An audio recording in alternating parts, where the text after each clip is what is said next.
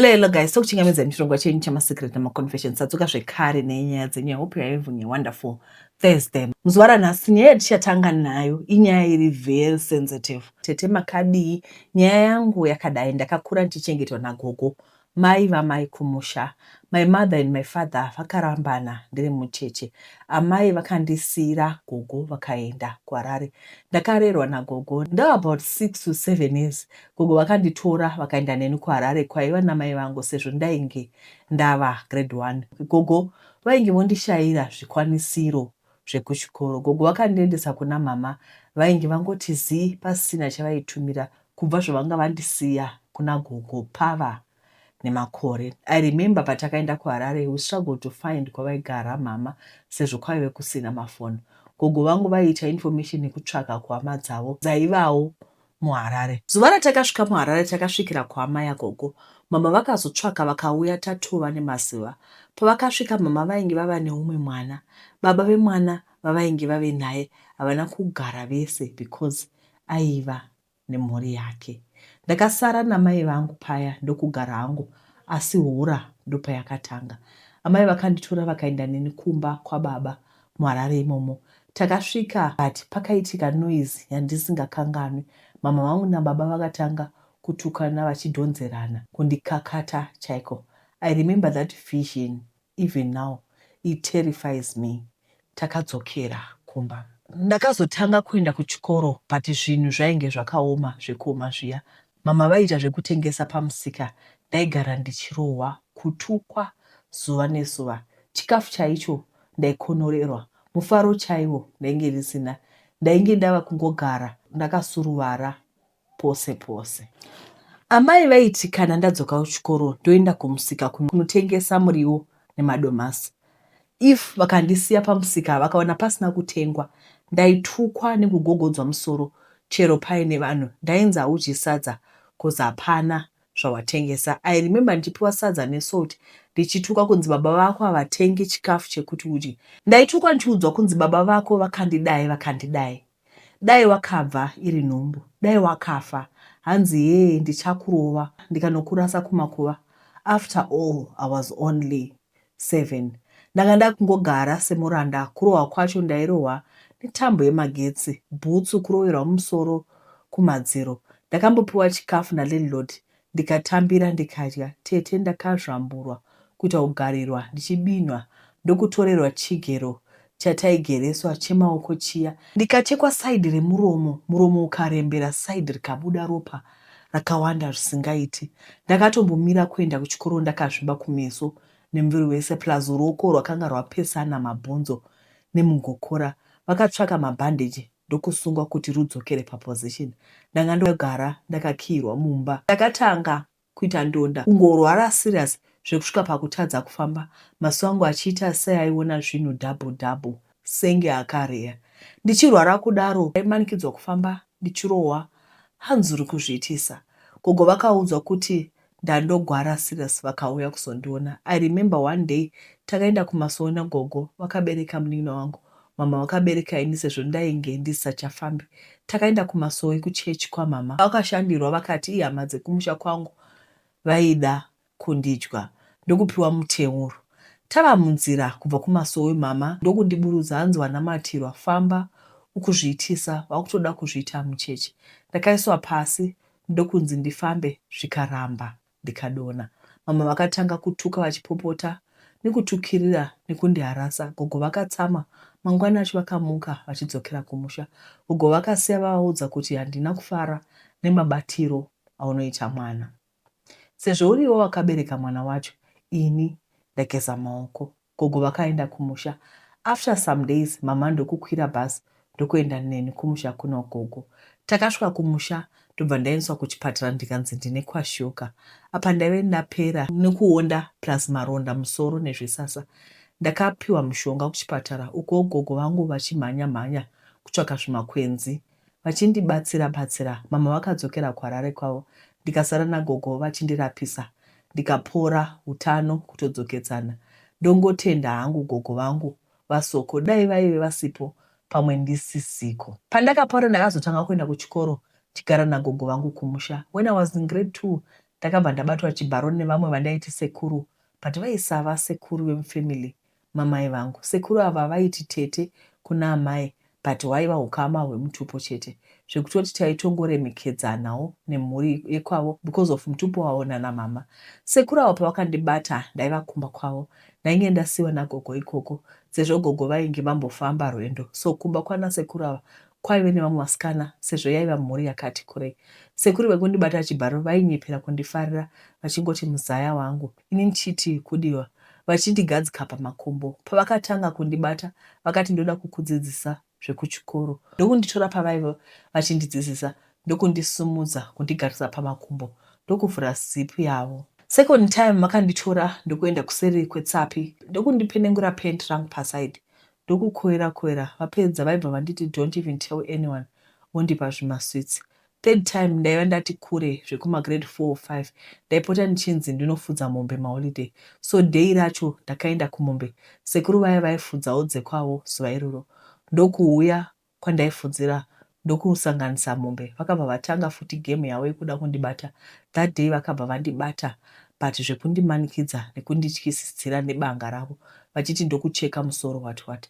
At that time ndaive ndava kubhoikana navo because I was feeling kuti hazvisi right. So vakabva vandityisidzira nekuti vaiona kuti pfungwa dzaive dzavhurika madays acho. Day iroro ndakabatwa chibharo zvekutadza kunyatsofamba. I remember that day ndakaedza kuda kutiza kumombe, vakabva vaona kuti ndafunga kutiza ndokundimhanyisa, vobva vandibata ndokutanga kundinyerera, hanzi ndisaudza vanhu, hazvitauri kuvanhu, plus I'm teaching you to be a good wife because your husband angazokurwadzisa, so unenge watojaira.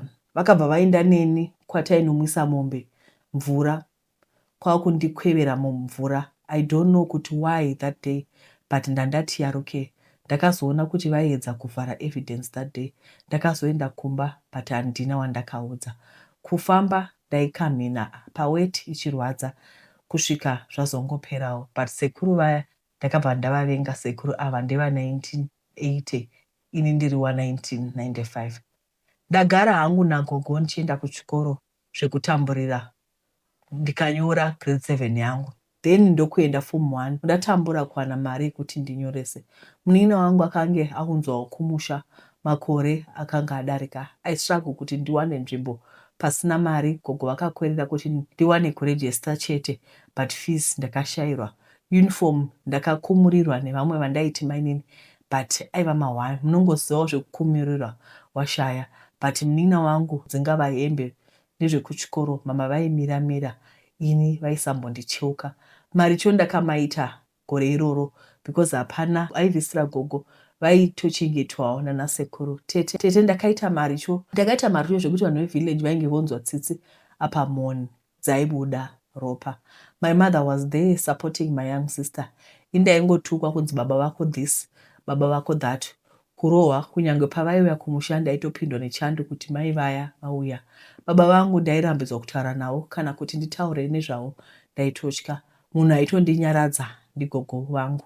End of form 2 ndakazotaura nasekuru hanzvadzi yamama kuti vatsvage baba vangu, ndaida kutaura navo. Kule vakatsvaga vakavawana, ndikapiwa nhamba, ndikadzikrema nemusoro. One day I started communicating with my father that year kwava kutengerwa hembe itsva dzeChristmas. Ndakafara zvekuti because that was the first time kutopfekawo hembe isiri yekukumurirwa. I kept contacting my father tichitaura, but amai vaisafanira kuzviziva because yaizoita hondo chaiyo. Ndava form 3 January, my father sent money for school fees kuna mama, but mama vanonzi vakadya mari yacho haina kusvika. Mama vaisaziva kuti ndava kutaura nababa. Baba vaive kuSouth Africa, plus sekuru vangu vakandipa nhamba dzababa vangu. So mama was the only person aikwanisa kutambira mari kuti izosvika kumusha kwataigara. Baba vakatsamwa vakaramwa. Ndikatanga kushunguridzika. Pandaitaura nababa vainge vongoti havakwanisi kuchandisapota because mai vangu vanodya mari. Nyaya dzacho dzakanetsa dzekudyiwa kwemari. Mama pavakauya kumusha after this issue, vakauya vakandirongera ndokuti hande kuoni. takaenda kuhuni kusango raiva kure zvekuti kana mishe yevanhu kwaiva kusina. Takatanga kutsvaga huni paye, then mama kwakunditi uri kutaura nababa vako wai, plus nhamba ndaive ndadziwana kupi. Ndakavaudza ndakatanga kupiwa magwati ndikatemerwa zeshamhu remutondo. Ndakarakashwa kuti ndakademba vakafa zuva iroro. Takadzokera kumba netundi shoma kuzi zvavaive vafambira vainge vapedza. Apa ndichishaudiwa sango rese ndichinzive nababa vako murimbwa hamufungi dai wakafa zvakawanda wanda. Ndakashungurudzika hangu. Gogo vaisatombutaura zvakawanda kozi vaitoziva kuti mama havatangiki, so vakapererwa kuti vabvunze kuti ko mwana aita sei. Mama vakadzokera kuHarare, tikasara. Ndikazoudza gogo kuti ndozvakaitika. Vakangoperawo mate mumukano. Ndakaramba ndongokumbira baba end of form 3. Baba vakazotanga kutumira mari yechikoro, but this time vakatumira kuna baba mukuru, mukoma wababa vangu. So ndaizokwira bhazi ndoenda kumba kwana baba vangu ndonotora mari ndotenga zvese zvaidiwa zvandainge ndisina kuchikoro. But kuna mama ndaisatobvunzwa kuendako zvamuchose, ndaingofambira mari dzangu ndodzoka kumusha. Ndaive ndavawo kufara those days. First holiday form 4 mama wakakungoti kuna gogo havasi kunza mushe, so inda kufanira kunodzidza kwavaiva kuHarare. But ndaisada kuenda, but ndaisava nechoice. Ndakaenda ndikatanga kugara navo, but ndaitwa mujere chairo. Ndairohwa utukwa zvekuti vanhu vaitengesa pamusika vanenge vachizvipfuurira vaiyeva. That time I lost all confidence and I was full of confusion in everything.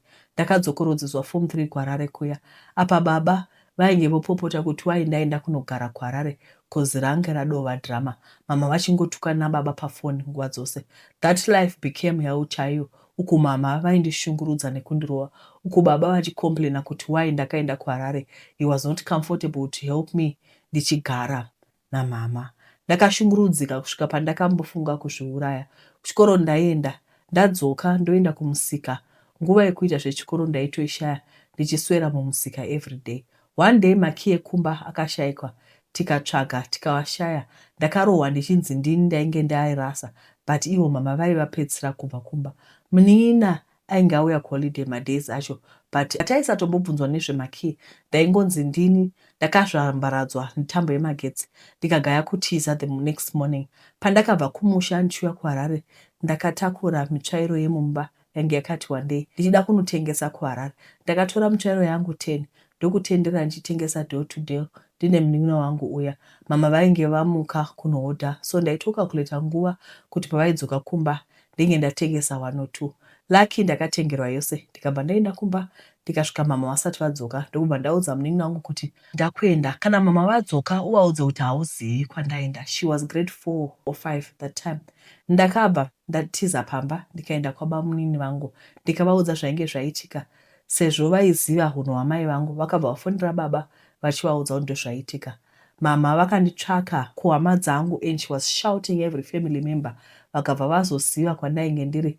The following day vakauya kwababa munini kuye vakaita drama. Ndokuenda neni kupolisi kuMbare. Vakaudza polisi kuti ndine musikanzwa isingaiti plus hanzi ndaba $100. Ndosaka ndatiza. Amana ndakarohwa nemaporisa nemboma vachiita kuchinjana kusvika tsoka nemaoko dzaita blue nekutsvuka ropa. Vakabva vanditi ndidzokere kumba, but ndaive ndisingagoni kunyatsofamba apa kutukwa road. Yes, tiri muroad kwakutora chidhina ndokunditema ndikakuvara musana kuchitori nemaki andakakuvara nanhasi. Ndakarwadziwa kuti zvozvo ndakagara nawo ndenge ndisati ndambovabira. Ndaisatombozvifunga kana hwani. Ndopowo ndipondesa nepolisi apa ndisina mhosva. $1 yandakakwanisa kombe imari yemutsvairo yangu yandainge ndatengesa kuti ndiwane mari yekombe. Ndakasvika kumba, one sleep one night, ndikavatiza futi this time. Ndakavanzwa nehama dzababa kumba kumafriends avo. Mama vakaenda kunditsvaga but vakandishaya kuzi ndakazoendeswa kumwe kumusha kwandakazonopedza form 4. Unfortunately, I failed. I'm so bitter na mama wangu. I never experienced love yamai until today. What I know about my mother is only abuse. She loved my sister more than me. I love my gogo only. I don't feel anything about my mother, even when I get a problem. I hate her. She never wishes anything good about me. She never showed me love. Mostly when she tells me about her problem, I start to imagine the horrors, the words she was saying to me. Mostly ndongozoti nechemoyo handiti vaindishwira kufa. But handichipo kwacho, I'm not existing. She has to ask Hey daughter, ndakauya kuSouth Pond makore, but I wanted to go far away, very far, where she won't hear about me again. Sometimes I feel like blocking her and not talk to her, but because of my grandma and uncle, it's impossible. I love those people. Vakaita ndisarara nenzara, pandairwara vaimiramira kuona kuti ndapora, kunyange vaikundikana zvimwe, but I'm alive because of them. Bundu randinaro rekushungurudzika kwandakaita ndichikura harimboperi, kuregerera ndamboedza but zvaramba kudzimika mwoyo nemupfungwa. We have heard of toxic mothers before, asi kusvika pakutora chigero chogara musoro wocheka mwana muromo, kutora pachidhina, kuendesa mwana kumapurisa, mapurisa ekuZimbabwe ZRP munoiziva, kurovesa mwana kuti aba iye asina ID. Your pain, we understand it, and nobody is going to judge you for not loving your mother. Rukunzwa, ende kazhinji kacho muri kuona type dzevabereki idzodzi dzakadaro ndo dzinoplaya victim. He mwana wangu, hausikana mbonditumira chinhu ndakakuendesa kuchikoro. Vanoita kunge vakaplaya party hombe mulife mako, vanogangama, vanhu vakadai vane short memory, vane hanganwa. Bhaibheri shoko raMwari rotaura kuti love your enemies. Oh Jehovha, nditumireiwo mweya mutsvene ndigoonewo kuda vavengi vangu, because from this I don't think I'll be able to love my enemies. This woman is an enemy. Mai vako chaivo chaivo. Madzimai, we need to heal. Muri kuona abuse yose yekuti unopopotera mwana. Ndoziva kuti vakadzi are so frustrated. Vakadzi vane mafrustration ako akawanda. But I need you to get to a point where you have to wake up and see kuti ababa ndakurasika. Mungo zvanditaura. Pane baba unozoona kuti mwana uyu ndomuvenga. Ndoziva kuti most of us we have had our own childhood traumas and we are transferring them to the next generation, because hamunawo kuheala from abuse yenyu, and the only thing that you know is to abuse children because we abuse. Mourova vana. Nhasi ndiri kuda kuti nhasi uno ngatidzidzei kuva vanhu vane chinhu chemukati chinokudzora kuti aiwa zvakwana. Why would you start abusing mwana who is a 7-year-old, grade 1? Confusion yogaga, mwana anenge ari confused. These children were created kuti tivade. Tiri vanhu vakaita sei maZimbabwe? What kind of people? Nyaya dzeabuse dzitodziziva. This is the day my mother was telling me kuti pane musikana akauya kuchikoro akarohwa, vaidzidzisa ugoko. Hanzi anga akarohwa zvisingaiti, ati ndiri kutsvaga kwekuenda veduwe, ndawane kuabhusiwa, ndawane kudidi. Handiti kwaende kubva tati akati ndoda basa, veduwe ndivanzeiwo ndawane kurohwa. Uchizoona kuti mwana we ari kuda help. Yo, I can't talk today. Tukugwara. Ndikati saka makadii mama? Kwai takamuudza kuti adzokere kumba. Why? Kwai ndikozwa nekumba kwavaizowe. Even though vaiuya, it's wrong. They are abusing her. Vakaregere kutora munhu makamendesa kumapurisa. It's wrong. We need women and men who are going to stand against zvinhu zvakashata. Let's stop this whole thing. Kuti kwai vanhu kumba kwavo vachauya. So what? Let's be able to stand against abuse. What's wrong with you people? Ndiri mai vane 45 years, ndine vana 6, ndinobva kuMashonaland. So vana vangu ava ndakaita 3 sets of twins from previous marriage, then vandasiya vana kumba. After murume wangu wokutanga ashaya kuchikorokoza, ndobva ndauya kubasa kunyika yavatorwa. Then matwins madiki akati ave grade 7, ndikati regai ndiroorwe zvakare. Ndobva ndakasangana netsotsi, ndikaita set yekupedzisira yematwins. Now matwins ekutanga ava kusevenza, H2 form 5. The last set ndiyo iri 5 years old. So since set yekupedzisira iyi ndichigara nayo kuno kunyika yevatorwa, next year vanoda kutanga ECD. Ndinoona zvichindiremera kupa futi gogo. Vakasara nefirst 2 sets. Ndafunga kudzokera kuZim for good, but ndochienda kuTeachers College ndione kurera ma5 years ava.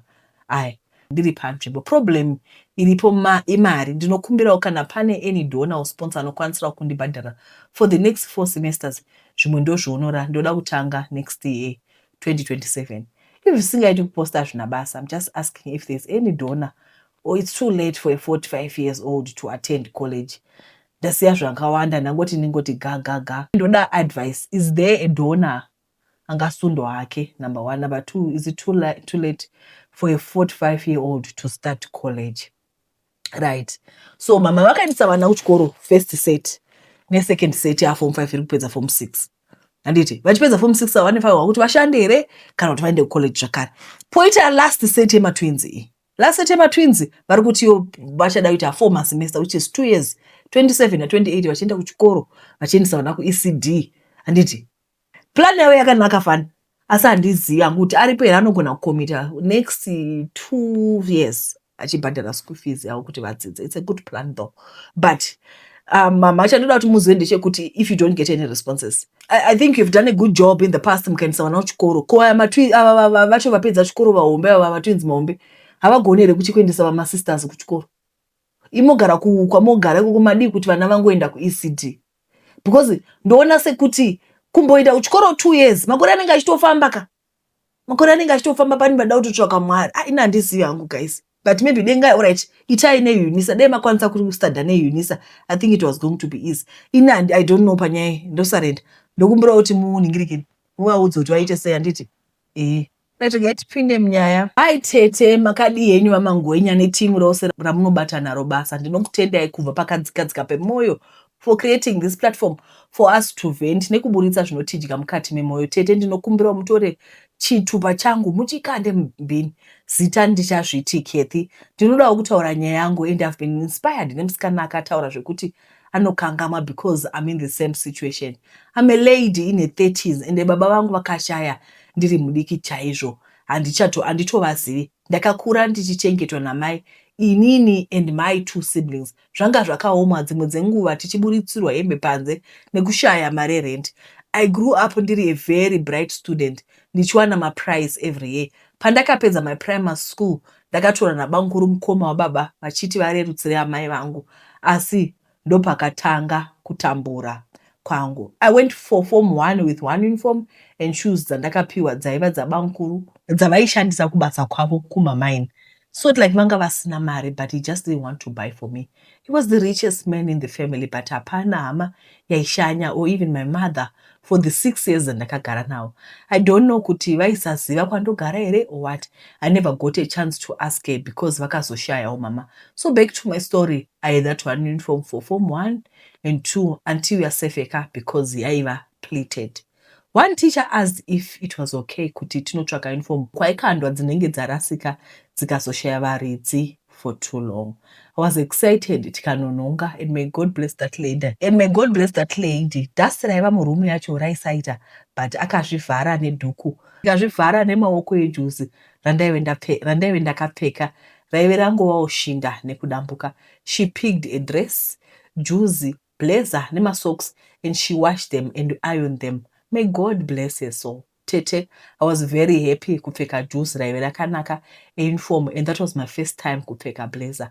I was very excited about going to class the following day. Kubva nditange form 1, students knew kuti my prices at 3 to 6 subjects ndeyangu. I had no one akandimanyira except my teachers, but God never left me. Kumba kwanga kwakaoma tete, ndaitukwa, ndaiudzwa urombe hwabereki wangu, ndaiudzwa uroyi. Kunzi ndorwadzwa kuti vana vabankuru vana baba, ina handina. Zvaindidya tete, koiko kurohwa apa wairohwa nemaoko tete, nemurume mukuru uchirovera kumadziro for zvinhu zviri silly. This affected me zvakanyanya. Ndakatanga kuluza confidence. Kutya vanhurume who have authority like fathers, even bosses akava munhurume ndotya. I started enjoying kuzvivharira mumba ndozvigarira ndega. From that age up to now, I don't really like crowds. Pandakaita form 3, senior woman approached me vakati, mwanangu, I'm sorry, we wanted to make you imperfect, but we knew you wouldn't get the uniform. I was heartbroken, tete.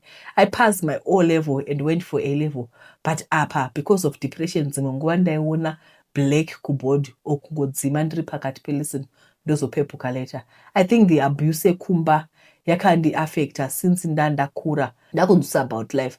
I decided to distress nemasports, so would go for weeks kuma-sports, missing lessons. Not being home made me free and happy, but I didn't know how to interact freely with other kids, tete. Up to now, I don't have any close friends. Takanyora our A level, and the day randakapedza ndakarwa nechibhakira ziso 1 recover uchinzi ndakuzvona kunge ndiri nani cause ndapedza kunyora. I packed my bags ndikaoneka kuti ndakwenda kumusha. apa ndisina kana mari. I didn't know where my mom was, but I remember kumusha kwababa ndo kwandakaronga kuenda. Ndakafamba ndichikumbira kusvika ndasvika. That was the last time I set my feet kumba kwabankuru. Tete, my problem now is ndinokangamwa. I forget munhu wandakaona zuro tikatotaura tikaplana. Ndigotoshaya kuti ndakamuonepi munhu uyu.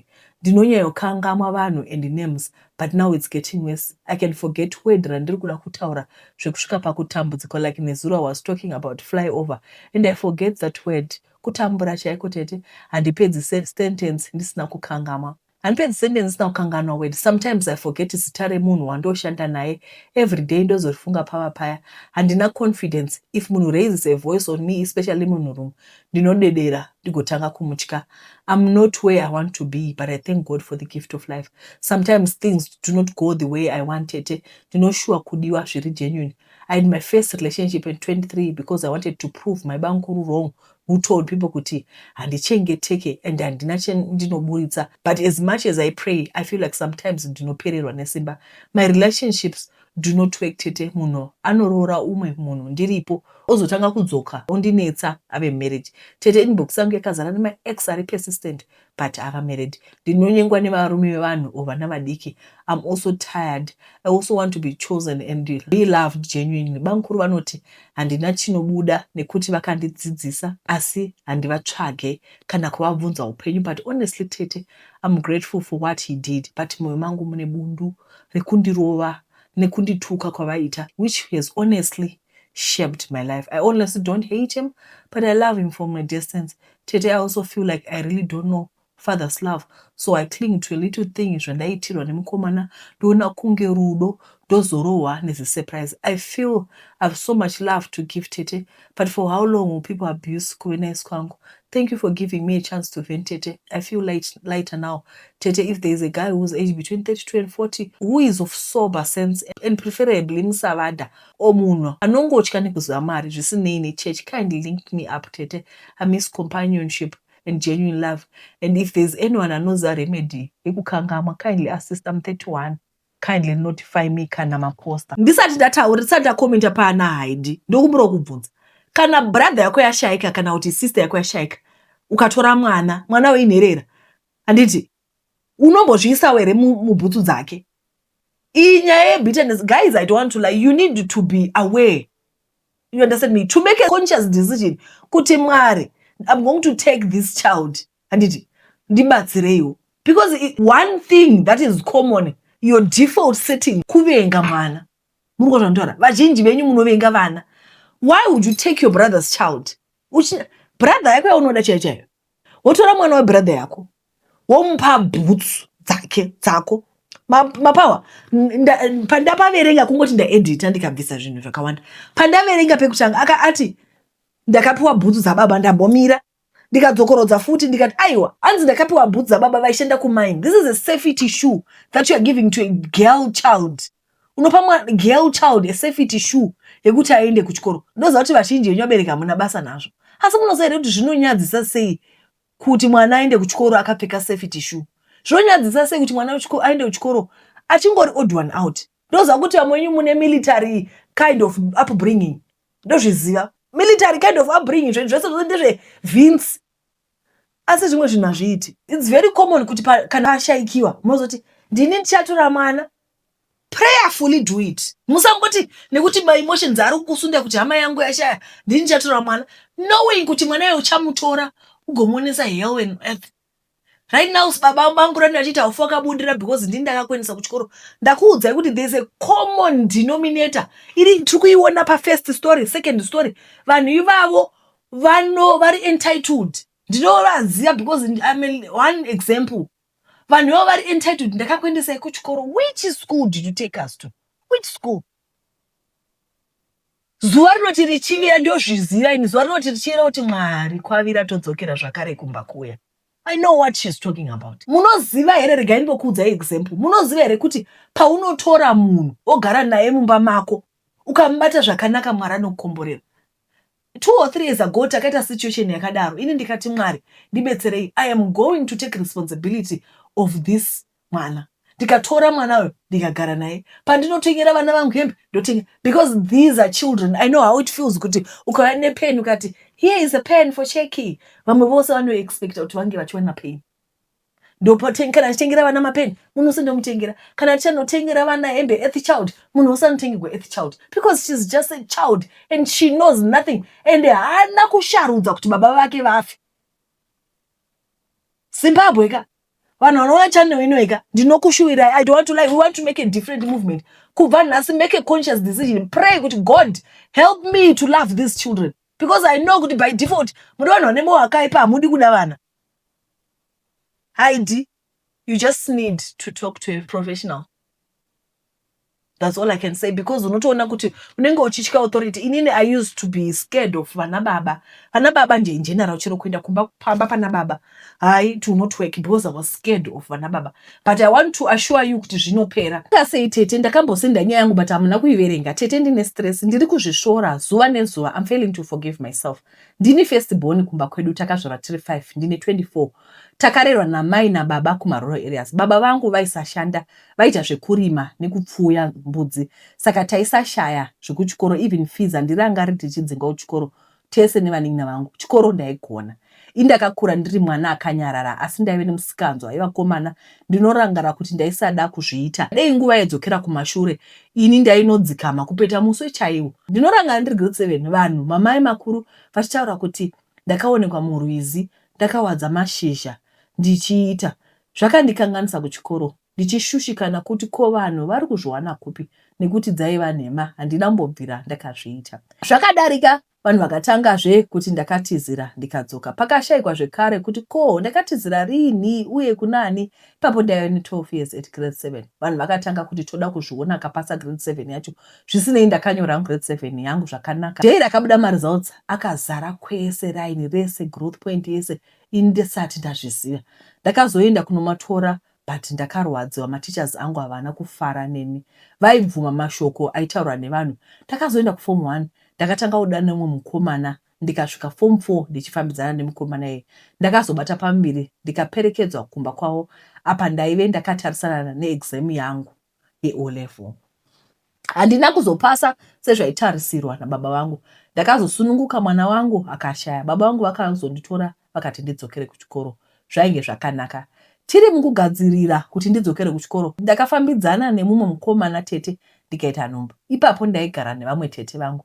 Ndakaudza mama nababa kuti ndozvaivepo. Vakati zvaisaita kuti ndirambe ndine nhumbu iyoyo, nekuti operation yandaiva ndakaitwa pamwana wekutanga yaiva isina 6 months yaitwa.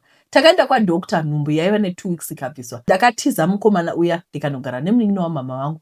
Ipapo ndainzi ndibaye dhepo ojadeo, asi ndairamba tete. Handizivi kuti kwaiva kupusa here, waiva wanana here, yaiva mhepo here, waiva mweya tsvina here, chaiva chiko. Ndiri kwamainini kuya ndakasvika ndikadzikama tete zvegore rose. Ndakazosangana nemumwe mukomana zvekare tikadanana. Aiva promisa kundiroora, ndakaita nhumbu. Akatanga kuramba. Mai vangu nevanhu vose vakazviziva zvinova zvandaisada. Tete ndakarwadzwa kuti munhu airamba nhumbu yake, apa aiva nemukadzi futi andinyepera panhumbu iyoyo ndaiida. Tete mai vangu vakandiudza kuti haudzoki kumba kwangu nenhumbu. Uye baba vati havadi kana kunzwa kuti kune imwe hama yavo. Apa mainini vandaigara navo vaiti ibva pamba pangu. Hapana aindida tete. Amai vangu vakandibvunza kuti mwana unomuda here, ndikati hongu. Zvikanzi ukachengeta nhumbu iyoyo ini newe tacheka ukama. Unoda kundisekesa nevanhu vemuraini, uye pamba pangu hapachengetwi gora. Ndakasara ndisina pekutangira tete. Ndakabvisa nhumbu iya zvikapera. Panguva iyoyo mama ndakanzwa kuvavenga. Ndakadzokera kumba kwedu ndikanogara. Ndakazoroorwa ndikabvisirwa mari nemombe pamusoro, asi nhumbu yaramba tete. Ndiri kurwadziwa kuona amwe madzimai patinogara vane nhumbu. Ndozvibvunza kuti ndakaitei. Yangu vadai kufunga kwebenzi. Murume wangu munhu mukuru vezera rake vatu vane vana 3, dai ayaziva zviri mumwoyo mangu. Ndakazoudza mama kuti mbereko yonetsa. Vakati murume wako haasi ane problem here. Ndikati ko kana ndirini zvatakaita paya. Havana kupindura ipapo tete. Ndanzwa ndekumwa zvinorutsisa zvinovava. Ndafamba kwese ndaneta kumadokta ndisati ndamboenda. Ndakatadzira denga asi andoziva ndiye kuti ndaisada kuzviita. ndashayiwa zano umwe mwoyo unondiudza kuti pray harder but ndinongoneta. Pamba patinogara handina shamwari tete, vanhu vanenge vatogara panze vachitaura kuti ini panhombe yangu ndakazodai ndikazodai. Pane vanenge vachindicheka nekaziso kekuti iwe ungagotaura kuti kudii. Murume wangu munhu anomwa doro, vanomwa nawo vanomuseka kuti wena fokolo, vachimunyeya nelanguage yekuMalawi, all because of me. Iye hazvinzi indozvinzwa, asi kuti ndimuudze hazviiti. Tete mukakwanisa kuverenga nyaya yangu, ndoda kuti kuna namama nevasikana nhumbu haibvisiwi. Izvozvi ndatova ne5 years kana mimba. Upenyu hwangu ndakabvira kare ndichingosekwa, handida pandombofara right now life yangu iri panzvimbo 1. Chokwadi, sorry sure. Auntie, I really need your help. I'm a single father. Ndine mwana, baby girl. She's in grade 1. Her mother left us with a truck driver while we were in South Africa in 2021. Kubva ipapo handina kuzorora, so ndaishanda kuDurban for a couple of years kusvika basa rapera 2024 nenyaya yekuti ndakabatwa pabasa neHome Affairs asi ndaive nereceipt rewaiver, but vakati waiver is not permitted, so ndakabva ndasiya basa. Then ndakabva ndatakura mwana kuuya naye kuZim muna December 2024. Then after that 2025 ndakatanga business rekutengesa hembe. Ndaiya kuSouth Africa ndichihodha ndichitengesa zvinhu zvangu kumazowe kumagweja, asi around August ndakati ndichibva kuDurban tava pana Lundi truck randaiva rikabatwa neZACC, zvinhu zvese zvataive nazvo zvikatorwa. Ndokubhuruka kwandakaita, ende kamari kandaiva nako kese ndakasekiwa rent, sezvo ndisina imba, ndinogara muHarare now. Mari yese yakapera auntie. I'm trying to find a job but nothing is happening. Kuzama kuisa maCV kwese but no response. Ndine class 2 driver's license and passport as well, which will expire in 2034, and ndakaita nurse-aid neChilton but handina kuita any practical sezvo ndaiva kubasa. So auntie, ndinoziva muchabatsira vanhu vakawanda. Please help me secure any job. I'm really struggling at the moment kusvika pakufunga kufa chaiko. Apa ndine mwana ari grade 1, ndokumbirawo mundipostirawo munditsvakirewo chekuita. Even ndikawana someone ane mota ndogona kuvhura InDrive ndikashanda, I'm willing to relocate kuenda anywhere as long as basa riripo. Thank you so much tine basa ramuri kuita. Guys, I was supposed to post this on Sunday but handina kukwanisa kuposta. Vari kuti he really needs help because vava vari truck driver but vakabatwa. Munongozivawo nyaya dzamapermit and all. Ndokumbirawo kana pane ane mota yeInDrive, please help him. Anditi mungovabatsirawo. I think I'll try to leave his phone number. Is it fine if I leave his phone number? He really needs help. Handifungi kuti tinoita zvekusekana kuti ninge ari kuda basa saka museka. Upenyu hwakaoma, vakaomerwa ende vari kuti vane mwana mudiki veduwe. Saka ndokumbirawo muvabatsirewo. Alright, ndichine nyaya dzakawanda. Guys, everyone who sent nyaya, don't be discouraged. Anditi nhasi kungoti ndinize voice rangu rakagwasharara. Pane nyaya yatatumigwa ingadai ndatanga nayo nyaya iyoyo. Ndapedza mhuri yose nemututu. Makasimba here vatete? Ndinoreurura kupedza vanhu vekumba kwedu nemututu. Vatete ndapedza hama zhinji ndichidzikudubura, asi mafiro evanhu same style. Zvava kuita senge chirwere chemhuri wese, chirwere chinoflowa majinzi. Asi chokwadi chisingaputsi kukama ndechekuti chirwere chemututu chiri self made. Ndini ndiri kukonzera mututu mukati memhuri yandinoberekwa. Zvose izvi zvikonzerwa nekubata mishonga. Ini ndiri mbingakadzi muguta reGweru. Ndinogara imba yakanaka. Ndakatenga imba pagomo vatete, ndikatanga kundundurudzana nayo ndichivaka. Nditori nevarious business portfolios ranging from mining, food, real estate. Pese paita mari star rangu rinenge ripo. Because of this reason vatete hapana anofungira kuti ndingadai ndine mari yakasviba, mari yeropa. Vanhu vanofunga kuti I work hard, asi sandizvo. Mari yangu vatete ndeye mushonga. Handina kuziva kuti mviromviro dzemhanza mapfeka. Ndaiti kuda zvimwe kungozama kuzviboosta ndiwanewo kamari yekuti usadadirwa nehama. Unoziva kana usina mari ukati ufonero munhu uchimubvunza mufaro haadairi, anenge achingofunga kuti anoda kukumbirwa mari. Hapana chinhu chinorwadza sekutarisikwa pasi nehama dzako. Pamafunctions kuonekwa senge usina basa zvaindibaya moyo.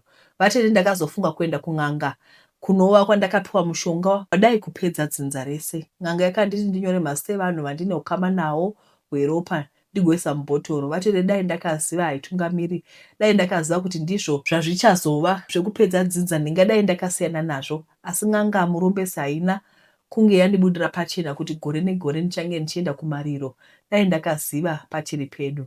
Ndakaenda kun'anga ndikanotsangura kuti ini ndainge ndasvuurwa nenhamo. Vakati ivo vaizozvigadzirisa. Nhamo ndaizozvinzwira kunext door vatete kutaura chokwadi. Pandakanzi ndiuye nemazita emhuri handina kumbobvira ndafunga kuti kufa kwavo ndiko kuchazova kuyambuka kwangu. Aiva mazita aya mbhodhoro vatete n'anga yakanditi ndaivanwa kunoisa mazita aya mumuti une mhango ndosiya zvakadaro. Ndakatevedzera zvainge zvataurwa ndikatokangamwa nezvazvo. My first breakthrough yakauya mushure mekushaya kwemwana wanzvadzi yangu ainzi Michaela. Michaela ainge ane 2 years. Michaela akangoti muri muna October musoro wangu uri kunditema zvakanyanya kwakungotanga kubuda mututu. Pasina nguva Michaela wakanyarara. Vatete kufa kwaMiki kwakakahlamadza vanhu nokuti mwana ainge aswera achitamba. Pasina nguva ngani wakutounganirwa nevanhu vadovatituna asi hapana pamuromo pakataurika zvakangonzi kuda izuva rainge rapisisa. Mwedzi uchinopera vatete ndakamuka ndikaona pazasi pepilo yangu paine mari nyowani yoga yoga mabhuru anoratidza kuti haanambobvira ashanda. Musi wazvaitika ndaiva bhizi saka handina kukwanisa kunobvunza n'anga kuti mari iyi yabvepi. Ndaizoenda mangwana makuseni ndakamuka zvakare pasi pepilo yangu paine imwe mari zvakare. Vatete things were getting out of hand. Ndikanoona sekuru vakati yaiva mari yangu yandainge ndashandira, therefore I deserved it. Mari yangu yakawanda kunosvika kuzadza trunk. Ndipo pandakatanga kuita ma-investments ma-various sectors. Ku-agriculture ndiriko, mining, real estate. Ndakavakawo panonzi pangu. Within a short space of time ndainge ndatoita zvinhu zvangu. Misodzi isati yambooma. Hanzvadzi yangu yekupedzisira vabereki vakadana kuchikoro kuti tawana nyasha ari kubuda mututu. Vatete mai vangu nababa vangu vakamhanya kuchikoro vakawana mwana amhanyiswa kuchipatara kwaakasvika achishayika. Baba vachiona rugoto rwavo rwafa havana kumbozvitambira. Vakangoti chifuva changu ndiye pfau. Vatete zvakasuvisa baba nomwana wavo rugoto vakavigwa side by side. Zvakarwadza vasara mai vabva vastroka. Izvezvi vari panhoo vari kungoshandugwa. Pakafa baba nehanzvadzi yangu vatete ndipo pakazonyazotanga kuvhurika zvinhu zvangu. Ndakutozikanwa kuti ndine mari yakasviba. Asi the funny thing about mari yangu is haibetseriwe ukama. Inongobuda kana paita nhamo. Aiwa anenge asisiri mariro. Asi funeral ava parufu ndinomiramira sekuti kufa kwemunhu iadvantage kwandiri. Asi of late I've realized that weukama hwekwangu havasi kundifarira zvakanyanya. Vari kundiakuza kuti ndiri kupedza vanhu. Vatete mukoma wangu akati kana mai vakafa ari kuzondidzika demo nekuti ndiri muroyi wedzinza. Ndinoziva kuti mukoma wangu haasi kutamba asi ndakadzokera kwasekuru vakati ndiye ari kufanira kutevera sekuti aizokanganisa nyaya dzangu. Dambudziko ripo nderekuti mututu uyu uri kukuta Philemon. Ngadai akaenda kare asi dambudziko ripo nderekuti wakunamata. Handisi kufara nazvo vatete nemhaka yekuti ava kuita kuti vanhu vapepuke. Toshaya ndodini hanzvadzi yangu nokuti kubva zvatanga kunamata zvinhu zvangu hazvisi kunyatsofamba. Anogara ari mugoma achitsanya nokunamata zvinova zvava kundivhiringa chero business rangu. Ndikakuudzai kuti ndakaluza contract over $500,000. Unogona kufunga kuti ndiri kushuta high grade rembanje. Hanzvadzi yangu mwana wamai vangu. Hama dzangu ndadzipedza nomututu. Hanzi zvakangonaka kungogara muri vanhu vanonamata misi nenguva. Nekuti dzimwe nguva we underestimate the way we pray tichitofunga kuti tiri kunamata hedu. Pamwe munamato unodarika here rufu. Zvokwani Mwari haasi pamusoro perufu kuti kupi Mwari ari mako paside pako. So you don't have to pray far away 10,000 kilometers. No, when you kneel down and ask God to help you, anongopindura. Nhasi ndikuwa chikosoro chisingamboiti regai tigumire panapa nditi. Regai tigumire pano boss chest yangu ini kuti shara. Tsaura manichitaura kunotoradza. Asi nyaya dzenyu dzose ndinadzo. Ndakazvisendera. Saka ndikuti ndikwira nadzo. Kamukwanisa ndaverenga. Don't worry. Ndiri kuuya nayo. Tokutendai nekuona chirongwa kwamaita. Mwari akuitire zvakanaka. Chadzoka zvakare muchirongwa chinotevera. Ndatenda. Bye bye.